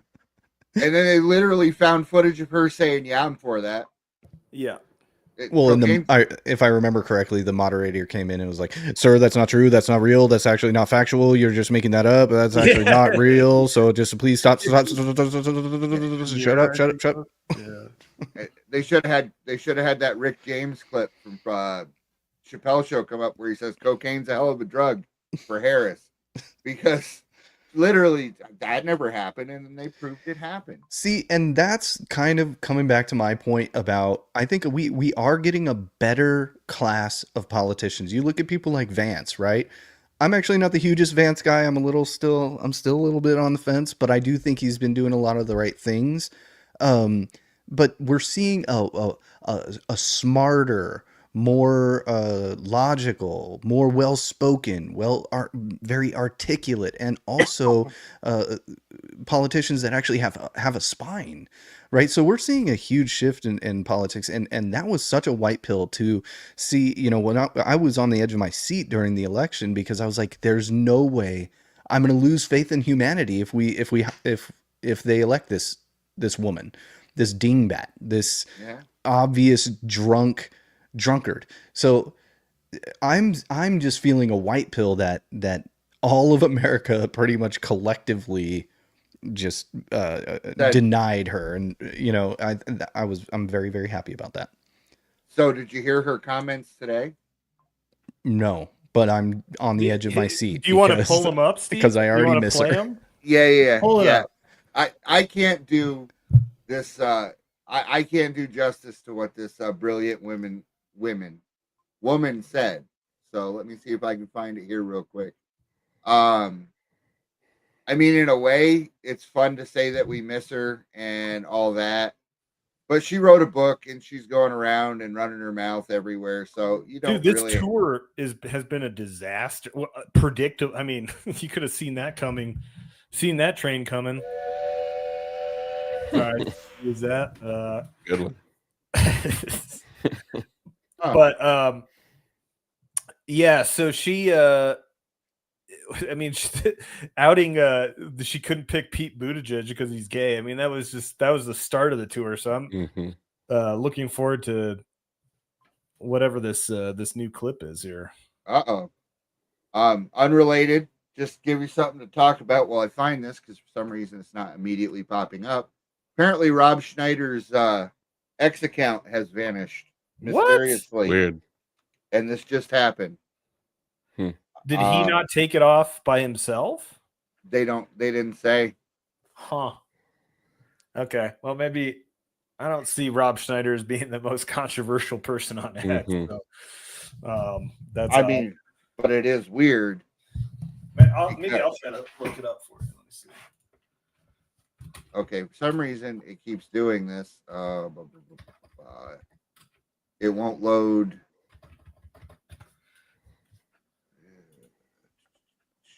It is not loading. Let's try this. Is it her saying? Is she on stage with somebody? Yeah. All right. Well, did you find it? Yeah, I won't be able to hear it on my end, but I'll still play it here. Hold on. Two chairs facing each other. Yeah. Okay. Yep, you found it. This. Yep. Yes. You guys aren't ready. I'm excited. Oh shoot! Did I not? Okay, I keep forgetting to add to stage. Add to stage. Hold on. I got you. I got it. Or not. Oops. That is a decent resume, but go ahead. But there, well, some people have actually said I was the most qualified candidate ever to run for president. Ever. Wait till you hear why. I like the some people say. Very nice, but go ahead. I'm just speaking fact. Yeah. That is a decent resume. But that's hilarious. Oh God, I actually love it. That's the reason why. Sorry, I couldn't hear it. Oh, she didn't say. Okay. This clip cut it off. She said because she was the DA in California, the second largest, Justice Department in the country, behind only the United States one. And because she's a black woman, she was a black woman senator, the first female VP, and that's why. See, California is a big state, and it's the biggest state, and so what that means, that means I'm the most qualified because that's the most amount of people. She said ever. Yeah. Ever.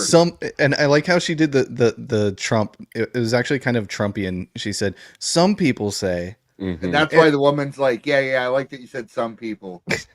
But speaking facts. I'm just speaking facts. Dang. Never mind that it's her and her husband, and that's about it. Well, I mean, don't you guys feel good that America rejected that woman? I mean, that's good. And it makes me actually kind of like her a little bit more. That it's always good to keep that in mind because it becomes so normal that Trump's back in office, but there was a time last year when you're on the edge of your seat, like, oh my God, are we, and for all, sure, Trump is not perfect. We can have our complaints about things, and he hasn't done everything we wanted, like the Ukraine war. And that's a big thing that we can talk about. He did the Gaza deal so far. That is That is a step in the right direction for Mhm. sure. The hostages are back. So, and I did not think that was going to happen. So, and I think Yeah. is, like you said, Adrian, a step in the right direction. You know, I think everybody has a little bit, anybody with fucking 2 brain cells to rub together knows that that's a pretty, that war's not really over. Yeah, But if we can get some decently lasting peace where Trump has reduced the amount of death in the next 4 years, 5 years, or whatever, like that's an amazing accomplishment. Mhm. right. Well, in terms of the increasing death, the Venezuela boats. So I have mixed feelings on this whole operation. I just want to make that known. On the one hand, I feel like using the force of the military to go after cartels is potentially a good move, and to actually, do that. But the thing with Venezuela, but let's be honest, like if it was strictly about that, we would be going straight to Mexico, not Venezuela. Now it is Venezuela does do that. I'm sure Maduro is linked to it. Like, they've listed him as head of the narco terrorist organization, whatever. But I'm trepidatious because I don't think that's what this is. I don't think it's about narco terrorism. I think it's about China more so. It's geopolitical. Maduro's been a thorn in our side for many reasons. Also, they have a shit ton of oil there. And I don't like Maduro. I don't like the communist regime in Venezuela. So that's why I say I'm on the fence about it, because on the one hand, it's like, well, yeah, fuck Maduro. What's going on in Venezuela? But if we actually invade Venezuela, like, I don't know. I don't know what that's going to look like. It hasn't gone well when we've tried to do that in the Middle East. I know Venezuelan people, Jesus, they've been coming over here in droves. So clearly there is a large amount of people that would probably want that there. But there's other elements in play when it comes to why this is going on. And I don't think it's explicitly, I think that's kind of the first wave, is to justify potentially doing that. And I don't necessarily think it's for the reason of stopping the war on drugs. That's the main reason at all. But will it reduce the amount of drugs coming in? I don't know. Maybe. I think so. I don't think you could say that it will increase it. Won't a narco terrorist maybe think twice before getting on a boat filled with drugs and trying to bring it over here? Yeah, from Venezuela. But that's the thing, is like the biggest cartels are in Mexico. For sure. Well, maybe this is a way for him to send a message to the cartels in Mexico without like actually directly like attacking them. Yeah, I think the geopolitics of Venezuela, like they owe a shit ton of money to China. They have a lot of debt. China is very in bed with Venezuela. And I think it's, if you think about it in terms of hegemonic control of your hemisphere, Venezuela, like I said, is like the biggest thorn in the side, and also potentially the biggest prize if you're looking at a chessboard in terms of the resources. Now they have oil. Their crude is what is the term? It's like sour crude. It requires a certain type of refining that only a very few, which we do have those facilities in Texas, I think. But my thought process behind this also, outside of the reasons for why we're doing this, because I don't think that's potentially the driving reason. Now maybe they're an easy target because they are outside of the, doing shit in Mexico would be real sticky in terms of our relations, whereas Venezuela is already a pariah state. But I'm a little hesitant to go full speed into it, because I think our focus should be on the home front of the domestic Antifa stuff. That's the most important thing. Venezuela, far down the list compared to Antifa. Can't you do? You could do both, though, right? Yeah. Well, so here's the thing. I was listening to a podcast, and there's a guy talking about it, and he was making the point that there are probably people within the administration who are pushing that, like, you can do both. But inevitably, when it comes to foreign conflicts, that will take, if we invade Venezuela, that's going to be the driving force of the media, it'll become the focus of the Pentagon, intelligence, everything will go towards Venezuela. I don't think we're going to invade. I think they would do a regime change before they would do some sort of endless forever war. Well, I hope you're right. I don't think it would be a full scale invasion like Iraq or something. But something that is but I'm just saying slippery to slope precipitate that to where it's enough of a story where we're, one way or the other trying to overthrow Maduro.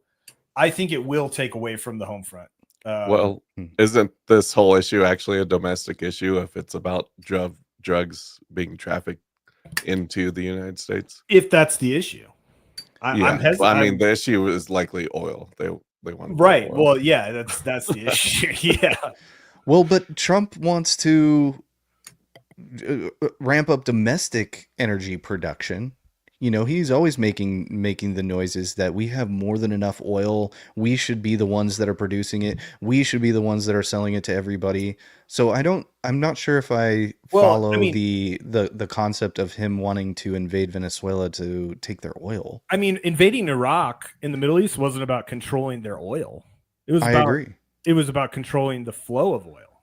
That's Afghanistan pipeline, Nord Stream 2 through Russia. It's not about who has the oil. It's who's able to sell it. And if you have, they have like I want to say the third most oil in the world. So it's not necessarily about selling it to the U.S. markets. It's also just about China can't buy it from Venezuela anymore. They don't have a cheap source of oil. That's what Russia's about. Iran's the same thing. But isn't that good though, to choke out China or to play chess with China, because they're playing chess with us? So sure. Well, that's a separate conversation, I think, where we're talking geopolitics, empire.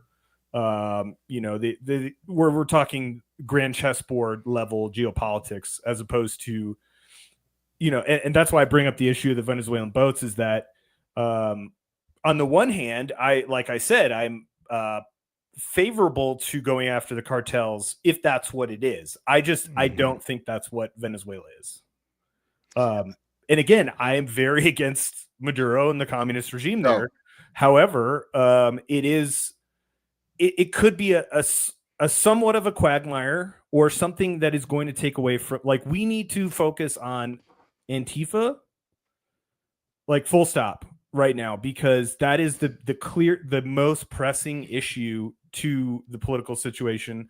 Outside of, you can say the cartels, sure, they're killing people with fentanyl, all that, but that's also a border issue, and that is a home front issue of, deporting people who are doing that and then making sure it stays out. And sure, if you blow up a boat as a justification, if I'm looking at the surface level, I don't necessarily disagree with that.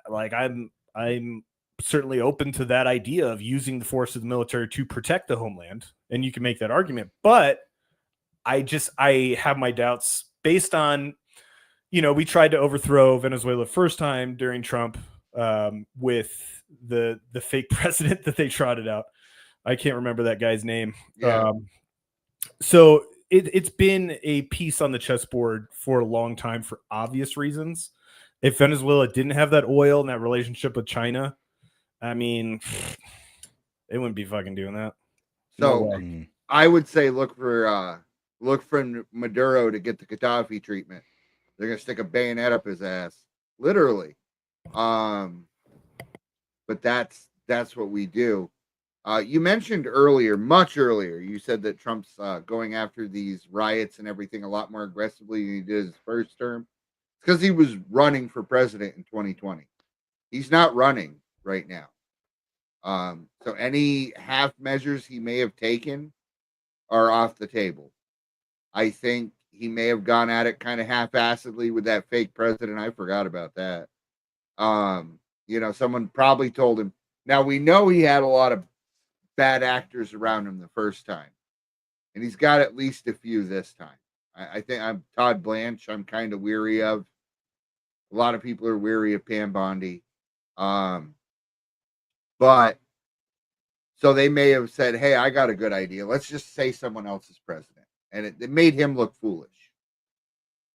And then they don't, you know what I mean?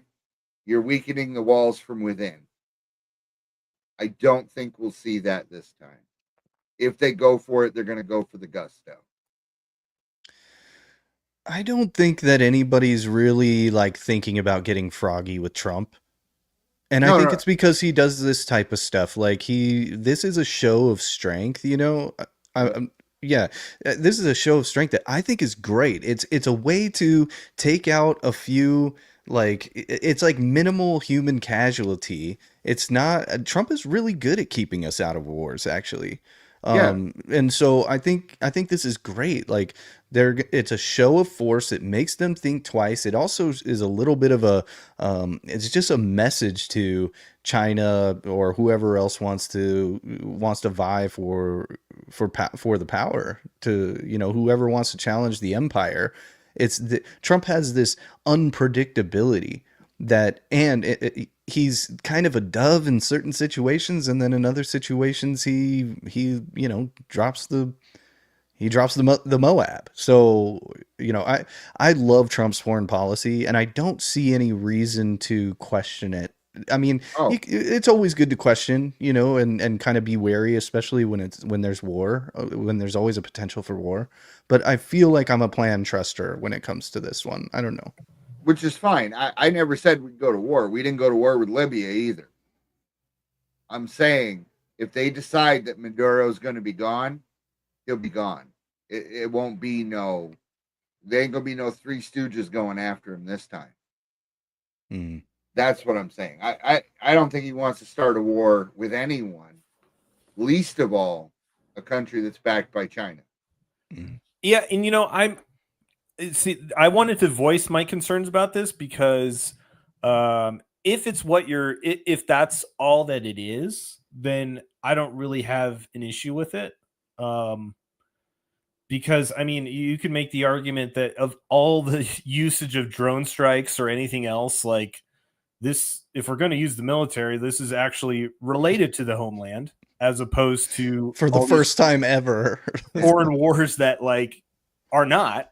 Yeah. So I don't get down, you know, the Rand Paul, like, oh, this is like, dude, oh God, the government uses force sometimes against bad people. And, that argument falls flat for me. But my concern is that if it's more than that, and if it's going to take away from these other issues, then that's my problem. So I'm generally a plan truster. Trump has for the most part kept us out of foreign conflicts, or like not initiated new ones, or, you know, he's done a better job of that than really any president in my lifetime. But I don't think Trump, to go back to the title of the episode, Make Him King, Trump's still not king. He's got a lot of snakes and vipers in the military industrial complex, CIA. I mean, do you think Trump's in control of all operations going on within the government? Like, no, it's impossible. There's too much to keep track of. And so those forces can push and agitate along something that on the surface, if it's just what we're seeing now, that's one thing. But I do hesitate over going all in the sense of, like, you know, potentially overthrowing the government of Venezuela. I think that comes with a lot of issues that I don't know the actual ramifications of. No. By the way, do you know what the intelligence community calls presidents? They have a term for them. They call them transients. They do what they're going to do no matter what. Yeah, so there's grand strategy that the president can't affect the change of. Because it's an overarching strategy that would take more than 4 years. You can't come in on year 3 of a 6-year plan and say, no, we're not doing that. Because you could potentially cost people their lives. So the intelligence community, who it would be that would go after the president of Venezuela, would do that on their own. I just want to be clear about that. I don't think Trump would ever say take him out. He would want to, if he was involved in it, he'd want credit. But that goes to the point of, if they sell it to him as just bomb these boats to stop the cartels for the surface level reason, it could be a like start normalizing this, and then we're going to do our other things, and you're going to be holding the bag because it looks like you were the one escalating it. You know what I mean? That's something to keep in mind in terms of Trump's being sold these ideas all the time, and he may not be privy to what other plans are in place when it comes to that. Like, and you can make the argument like, well, like what we're saying. Yeah, I mean, it's a few drug boats of people that are clearly part of cartel operations. So use of force, you can see the argument. And I'm just saying off of that there could be more in play than what we know as now. I guarantee you there is. Yeah, that's a safe assumption. You know, I think it would be interesting to know, because in my imagination, I think of how deep it is.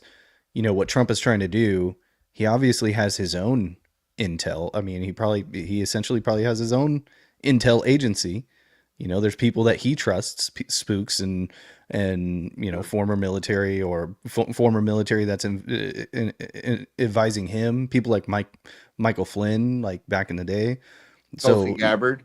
Tulsi, exactly. You know, Tulsi's a top spy, and so it's probably really interesting because they're keeping an eye on what the rogue elements of the intelligence agencies are. They must be, because Trump's not the type of person to really go in there and be like, oh, we're gonna just not pay attention. You know, he's just not that type of person to allow them to do whatever they want. I don't know. There are some way, in some ways it does feel like he's controlled, or at least there is some sort of grand strategy that he is listening to. I think it's military intelligence. That's kind of part of that whole grand strategy of reeling the whole system back in. Because when you think about it, if this happens to any government, who does it fall on to try and fix it? Really, it's the military has the only like credible power against that type of takeover. So I think that's kind of what's happening in the behind the scenes. Also, I was gonna say earlier, with you know, Trump having that peace deal in Gaza going on, if he does pull off the Ukraine deal as well, I think he does have like a trump card up his sleeve. Maybe the military is making him like reveal a technology that is about to be implemented, and if you don't pretty much follow along with peace, then you're not going to be a part of this like revelation. It's either that, or maybe there is another group of beings that are you know, directing things towards the better rather than towards the worse behind the scenes. Well, interdimensional child molesters. No, I mean positive ones. Oh, okay. I guess that's more white pilled version, because the black pill in me is like, well, if Trump's making deals with military people and he ends all these conflicts, they're going to be like, dude, we were selling a lot of weapons here. We got to start something else up. You know, like, right. There's always that balance where, if you remember Afghanistan, we pulled out, not even 6 months later, the Ukraine shit pops off, and we got that same funding source. That, I mean, it's been a gravy train since 9/11, really, you know? Yeah. And that turning off those faucets, if you're actually making those decisions, it's like, all right, well, if you're not going to give us this, then give us Venezuela, or give us something else that keeps the gravy train going, and you can sell it as it's beneficial because of this. But I mean, those maybe we're not going to stop selling weapons. You know? A shift into AI. I mean, that might be what he's selling them. Well, hey, there's going to be an AI industrial revolution. You know, war is a thing of the past. We are moving forward with peace, whether or not you like it. And so you're more than welcome to, you know, work in the AI sector or energy production or this or that. I don't know. I mean, so more weapons doesn't necessarily mean more war, though. So I think they can still produce. He does invest a lot in the military, though.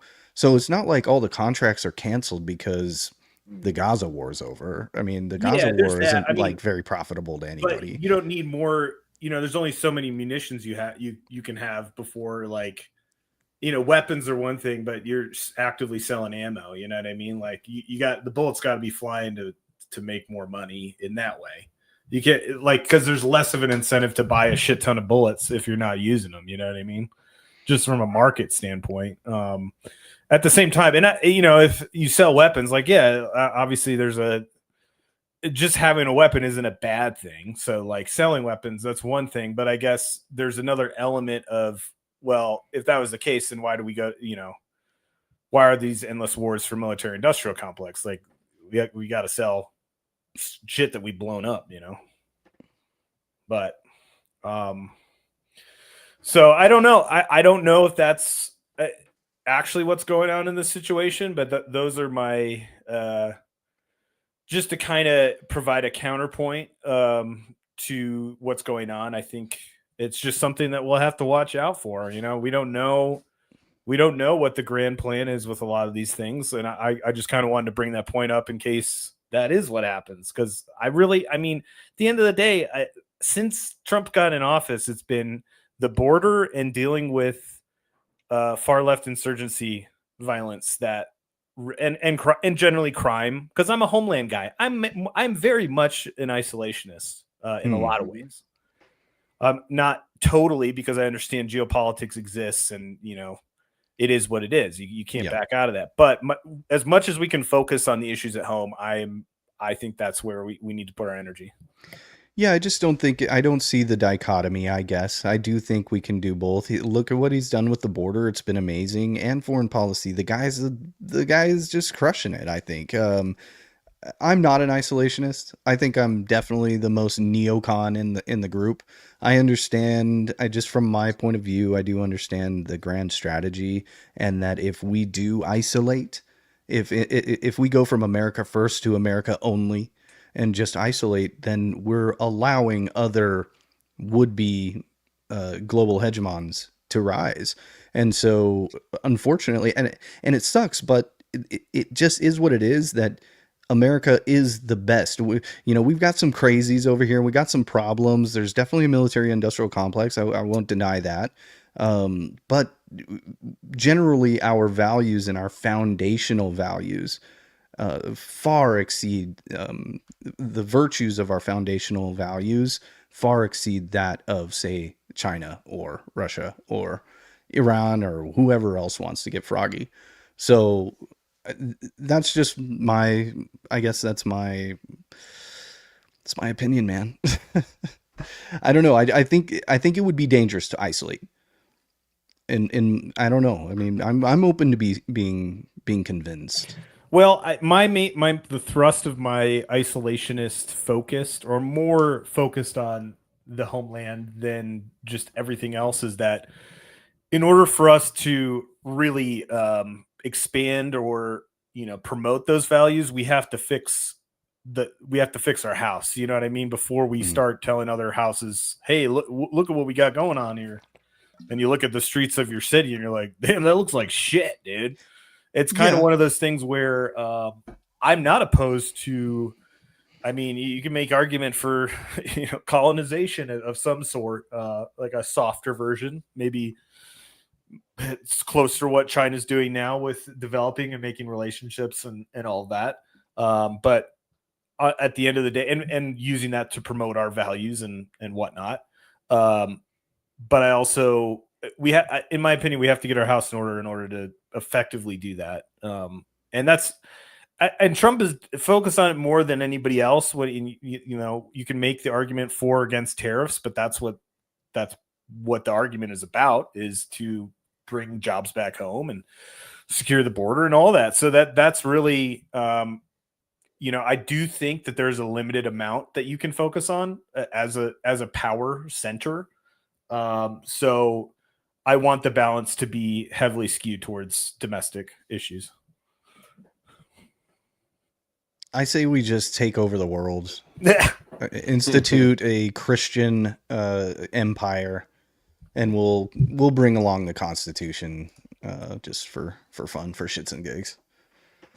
And I'm kidding, but I do think that you raise good points, but it's very unpopular to be a neocon or an interventionist, or it's more popular, especially in the libertarian circles, about to be more of an isolationist. So, I don't know. I guess my question to you would be this, and this is a little bit of a deeper question, and I hope I don't put you on the spot, but I'm going to do it anyway. You're post-libertarian or post-ANCAP. I think it's fair to say that you realize that you were wrong about a couple of things. So maybe you're wrong about this one too. So how do you, when you're kind of rethinking your worldview, how do you kind of parse through those things? I guess it just is with prudential contemplation. Well, I mean, the fact that I'm even saying that using, drones to bomb boats is a positive thing, or use of state power to close the borders or utilize tariffs, which are, anti-libertarian ideas, or to use the military in a way that is beneficial, but is also using violence. I think those are all things that I've shifted on. But in terms of geopolitics and empire, I believe in the nation state. Before I didn't, but as a result of that, if we're going to be engaged in conflict, I just want it to be something that I see a tangible benefit for, or is justified. And maybe you can make that argument for something like Venezuela in that hemispheric dominance of your region and for the good of the state or the empire. But when it comes to everyday life, and I've talked about this a lot, and this is what ultimately caused me to shift, was seeing large amounts of people who had just arrived here illegally in, causing financial chaos for my city, and apartment complexes to be taken over by gangs. All of those issues are what caused me to get off the sidelines. Now, when it comes to foreign conflicts, there are people that, we used to have spaces, people make the argument that we should be involved in Ukraine war to fuck over Russia for the extent that we can sell oil to Europe. I mean, that is the empire argument for that war. And you can make that argument for any number of conflicts, that there's a geopolitical strategic reason for being involved in that. I look at the big picture of when we do these foreign conflicts, we're creating the impetus for mass migration from a lot of these places. And who knows what would happen with Venezuela? There could be even more of a sure, we got a secure border, but you destabilize it and a Democrat comes in, it's like you're going to get half the population of Venezuela. You know what I mean? So I think strategically, in terms of domestic and foreign, and if it's worth it and what the reasons are, because at the end of the day, I'm not going to deny that we're a global empire. And I want what's best as a person that's in this country. And going full against the empire would mean that my dollars would be worth less. So of course I'm invested to some extent. But to get to your question, I mean, I'm always open to being convinced, but I have my priorities in terms of what I can see on a daily basis. And that's why the border issue was so important. And that's why, pretty much I was a single issue voter on the border and deportations. And as an aside of that, it's the people that are creating violent chaos in opposition to that goal that seems to be the most pressing issue that I can see, when I know people and have heard people say that they justify those people dying. You know what I mean? So existentially, I don't think about like somebody like Hamas or Maduro or even China to some extent, as much as I do the things that directly affect my life, or and of course China affects my life, but that's how I prioritize it, I guess, to try to answer your question. Yeah. Yeah, and just because you're wrong about one thing or off about one thing doesn't mean that you can't be right about other things. It was more of an existential question, and I appreciate the answer. Yeah, and I think you answered it good. And let's table it and keep going on it, because I think I think that's good. There's proper moral clash in that type of discussion, because it's like, especially in geopolitical situations like you're talking about, there's always unintended consequences to every action, and sometimes the devil is better than the devil you don't know. And so I'm not necessarily for regime change in Venezuela, but I do know that it's an extremely corrupt and messed up country. So, and I'm willing to bet that a lot of the people there, they can't vote their way out of it. So I think a lot of the people, it's kind of similar to Iran. There's a lot of people in Iran that just like want to see the regime fall. And they did not get what they wanted. Those people didn't get what they wanted. But anyway, let's table it. and I appreciate the good conversation. Well, just as a quick follow up, if we made the argument during the Canadian trucker thing, if we were going to invade Canada, I would be a little more in favor of that, because we share a similar culture and values, and like regime change in the UK. Okay, let's talk about it. I don't want to invade the UK, but you know what I mean? Yeah. The Iranian people, they're not within the Western, like the shared reality that we have in the Western world. Obviously there are differences, but there's, like, why are we focusing on that when people are being thrown in jail in the UK for saying "I love bacon"? I'm just saying we got to prioritize the regime change we get into. Yeah, I agree, and I think most of the audience would agree that we should liberate Canada, liberate and conquer Canada. Yes, the gong of approval. Invade Canada, our new T-shirt from the Post Republic. Well, hey, let's do a cuck of the week. How about that? All right, it's the cuck of the week. Cuck of the week.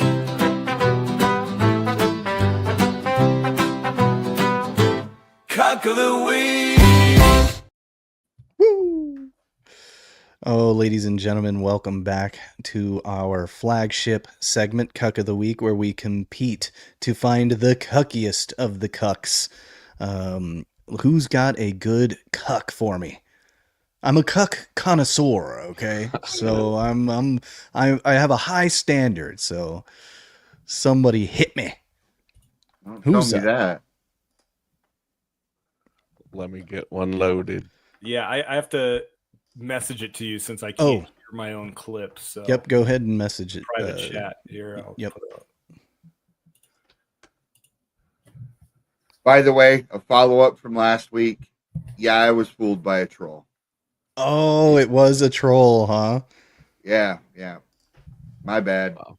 No, it's okay. We can put some trolls in there, but you just get less points. Yeah, it's all right. I got 0. So what's less than 0?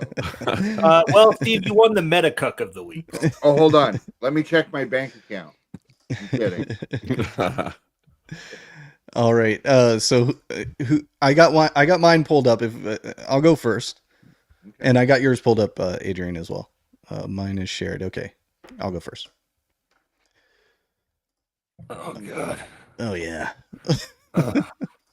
Woman. I'm trans, but not a trans woman. That means I receive monumentally less hate than my trans brothers and sisters. Where even though I am trans femme, I am still seen as a man by those who would hate me otherwise. This is rooted in misogyny and by extent trans misogyny.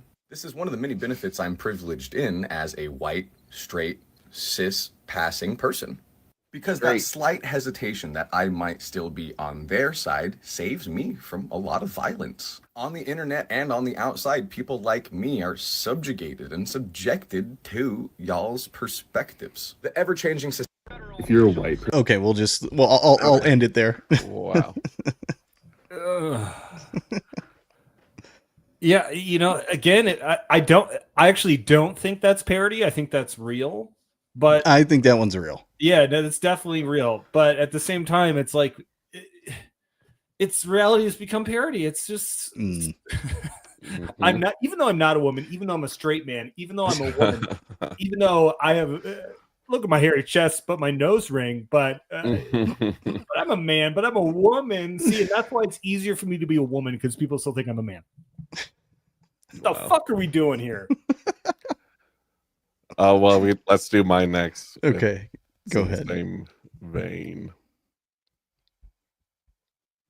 Oh gosh. If I identified as black, would you affirm me in that and call me black? No. Why not? Because you're not black. Thank you. Oh my gosh. Okay, if I said I was a man and I said I identify as a man, would you accept that and affirm me in that? It depends. Are you transitioning or not? Are you just like I'm a man. If you were like I said, if you're on testosterone and like we're in the transition, if I could visibly see that you were making a change, yeah. But like for now, it seems like you're just poking the bear or kind of trying to fight with me about it. So No, I don't want to fight with you. I just thank you for not saying that I'm black, because that would be a lie. Oh yeah. Just like me saying I'm a man would be a lie, no matter how much testosterone I took. Thank you for your time. I appreciate you. It's just our YouTube channel. So I think it's funny that I can become a man on the flip of a switch. I can wake up and say I'm a man. But if I wake up and say that I'm black and I deserve all the perks that black people get and all the programs that they get and everything like that, the black man says no, but the drag queen has to stick with being so progressive and so in their ideology, because this is an ideology that they believe in. He was going so far as to tell me and lie to me and say that I was black. It is absolute delusion. I am not black. I cannot be a man. I cannot be either of those things, because that is not who I am. And I wish that we could just be honest with each other. I almost brought that one. Wait for it. That guy is how quickly he shifted too. Like, Yeah. Oh, you got me. Oh no. When you're explaining, you're losing. Mm-hmm. I think, well, I hate to stick up for him, but gender is a little bit different than race. And the reason why is because of all their crazy theories, their gender theories or whatever, but it kind of makes sense internally to them, I guess. You know, it's two different categories is kind of like what they would say. And they've been lied to that they can actually change. And so gender is just a construct, and depending on how much testosterone or whatever, and they've been lied to by the scientism cult. So at least I'll give them that. I'm trying. All right, Steve, you're up. Is he a what? I'm transgender. No. No. Yeah.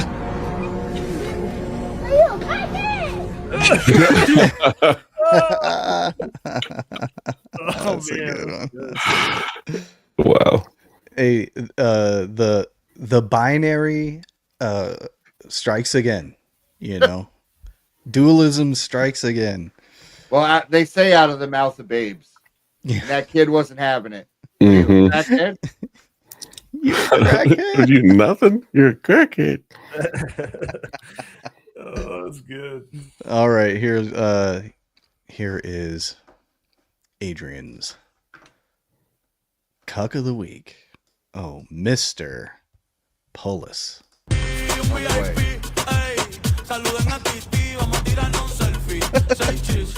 Debí tirar más fotos de cuando te tuve. Debí darte más besos y abrazos las veces que pude. Estoy practicando las canciones del Bad Bunny para el medio tiempo del Super Bowl. Oh. Wow. I'm hurting. My face is permanent cringe right now. Why he's just fighting these culture war issues that these dirty Republicans keep fighting the culture war. So he's sticking up for Bad Bunny.